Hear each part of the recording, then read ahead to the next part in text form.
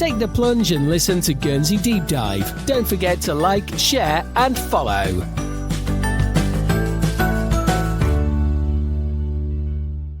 Welcome to the Deep Dive. Today, we're looking into quite a chilling moment from Guernsey's past. It's the 1853 murder of Elizabeth Sojourn and the whole story surrounding John Charles Tapner, who was executed for it. That's right. We're using historical accounts, basically digging into this major crime. We'll cover the crime itself, of course, the investigation, but also the trial, how the public reacted, which was intensely, and even how a famous writer got involved. We really want to understand what was called the painful interest this case generated back then. It clearly shook the Guernsey community. Painful interest, yeah. That phrase really sticks with you, doesn't it? It suggests something deeply unsettling. So let's start with the victim, Elizabeth Sojourn. Who was she? What do we know about her life before all this happened? Well, Elizabeth Sojourn was 74, a widow. She lives in a place called Les Canicheurs. Her husband, André, he'd passed away. He was French, an ex-soldier, then a storeman. They seem to have been quite respected locally. On the evening it happened, October 18th, she was actually just having tea with some friends. They talked about normal things, apparently even her lodgers who helped with income. She left around 9 p.m., seemed perfectly fine, good spirits. Yeah. But, yeah. Yeah, and nobody knew that would be the last time they saw her like that. So the next morning arrives and something's wrong. How was she discovered? Well, a neighbor noticed her shutters were still closed, which was unusual for that time of day. He knocked, got no answer. Started to worry, So he got other neighbors involved, and the high constable, sort of a local law officer and a carpenter. Eventually, they had to use a ladder, get in through an upstairs window. Wow. Climbing in through a window, you can almost feel that sense of dread building. What did they find inside? It must have been awful. They were hit by this thick, choking smoke as soon as they got in. And in Mrs. Sojourn's bedroom, the scene was just horrific. She was dead. Her body was partly burnt to cinders, partly just scorched. The room itself was still smoldering. Investigators figured out later that because the doors and windows were shut so tight, it limited the oxygen. It stopped a full blaze, but it meant the smoldering, the burning just went on for longer. That's a deeply disturbing image. And it wasn't just the fire, was it? There were other signs of violence? No, definitely not. The bedrooms were completely ransacked. Someone had clearly been looking for valuables, and it was confirmed later that money was missing. And even more chilling, they found paraffin. It had been spread around the room deliberately. Paraffin, okay. So definitely arson intended. Yes. And the autopsy later. Yeah. It showed a very serious head wound. The conclusion, just terrible, was that Mrs. Sojourn was still alive when the fire started. The author we're drawing on uses the phrase, toasted alive. Stark. God, toasted alive. You can't imagine the terror. And Les Canicheurs, you mentioned the houses were close together. This wouldn't have felt remote at all. No, not at all. It's an area where houses are quite tightly packed. It would have absolutely amplified the shock, the fear. Everyone would have felt incredibly vulnerable. The author actually mentioned their own great-grandfather was about 21 then, lived nearby, might have even been studying law. He likely followed the whole thing extremely closely. It just shows how much this must have gripped everyone. Right. It permeated the whole community. So, okay, suspicion must have started to form pretty quickly. How did the investigation zero in on a suspect? It seems neighbor testimony was key early on. They talked about a former lodger.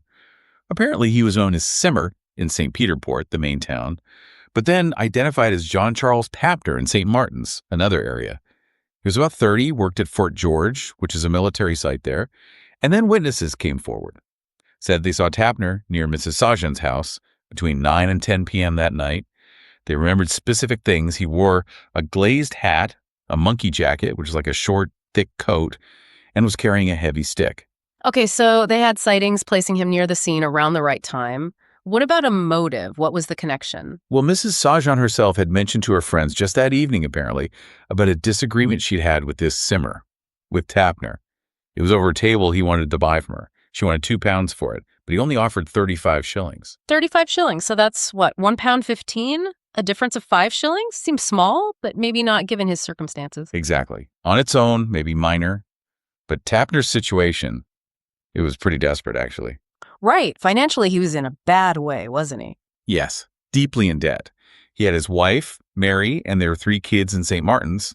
But, and this is quite something, he was also secretly supporting his wife's sister, Margaret, and her newborn baby. They were in separate lodgings.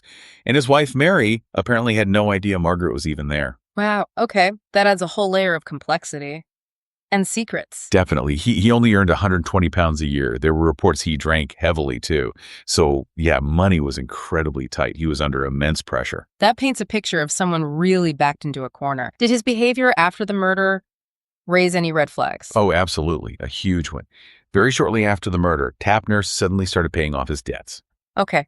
Where did he suddenly get the money? That's immediately suspicious. Exactly. And when the police searched his rooms, they found a few things, some hairs on his clothes, and importantly, a heavy bamboo walking stick. That stick matched the description from the witnesses who saw him near the house. Okay, so circumstantial evidence is building, but what was the clincher? What really led to the arrest? The key piece came after the police started watching his place. Surveillance. They found items missing from Mrs. Sojourn's house.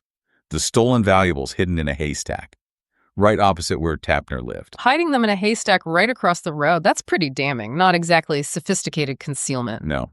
And that discovery, that was it. It led straight to his arrest. He was brought before the Royal Court of Guernsey on October 28th, charged with murder and also the theft of her valuables and 30 pounds in Guernsey notes. 30 pounds back then would have been a very significant sum of money. A considerable amount, yes. Probably a large part of her savings. So, the trial. Given the horrific nature of the crime and the local setting, I imagine it was a major event. Oh, absolutely massive. The royal court proceedings drew huge crowds. They had to make, special arrangements just to manage the sheer number of people wanting to get in to see what happened. The trial itself went on for 12 full days. Think about that, 12 days. Wow. And they heard from something like 70 different witnesses. 70 witnesses. And Tapner, what was his position? He denied everything. Throughout the whole trial, he maintained his innocence.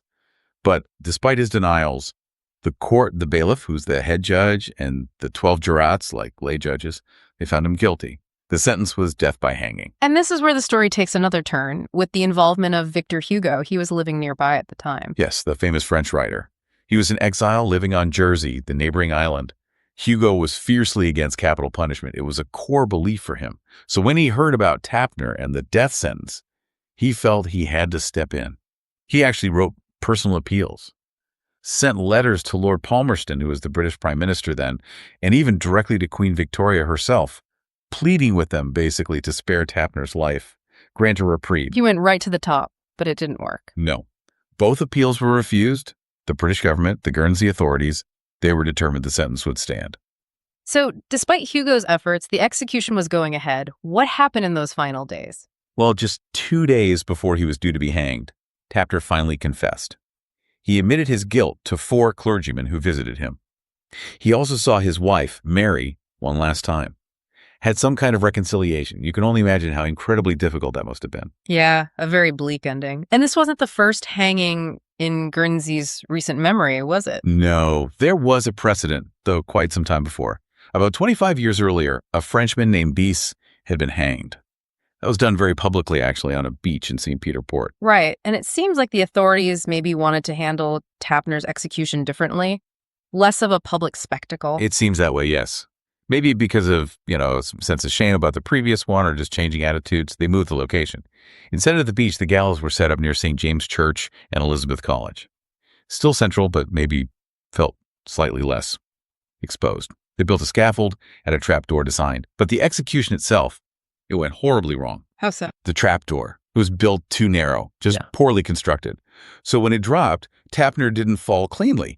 He got wedged by his elbows on the sides of the opening. Oh my God. He was stuck there, suspended, conscious, for about 15 minutes. 15 minutes? That's just torture. It's horrific. Eventually, 2 men had to get underneath and pull on his legs until he finally died from strangulation. Unbelievable incompetence and cruelty, really. Yeah. Victor Hugo must have been appalled. He was incandescent. When he heard the details, he wrote another letter, a protest to Lord Palmerston, calling the execution dreadful. He specifically blamed the executioner's inexperience. Apparently, the man had never built a scaffold before and just got the dimensions wrong, a fatal mistake. It really highlights the brutality, doesn't it, and the potential for things to go so terribly wrong. Absolutely. And the aftermath was, also quite strange, reflecting the times. Strange how? There was this bizarre superstition back then. Some people believe that touching the hand of a hanged man could cure epilepsy. Yes. So after Tapner died, people actually sought out his body. They wanted to touch his hands. Some even put his hands on their faces, hoping for a cure. Wow. That's morbid. And it didn't stop there. People were scrambling for souvenirs. Bits of the rope used for the hanging were collected. People were apparently raking through the ashes under the scaffold looking for mementos. Good grief. And Victor Hugo, staying true to his intense interest, he actually paid to have a death mask made of Tapner. Apparently you could see the marks from the rope on it, the distended veins in his neck. Hugo kept it. A grim souvenir indeed. And Tapner himself, where was he buried? He was buried in Upland Road Cemetery in St. Peter Port. And quite pointedly, perhaps, he was buried alongside Beese, that other man hanged 25 years earlier. So John Charles Tapner became the last person ever to be hanged in Guernsey. That was February 10th, 1854. Right. So just to quickly recap, we've covered this brutal murder of Elizabeth Sojourn, the investigation leading to Tapner, his trial, his conviction despite denying it, Victor Hugo's intervention failing, and then this really horribly botched execution. Yeah, it's a truly disturbing case study from Guernsey's history.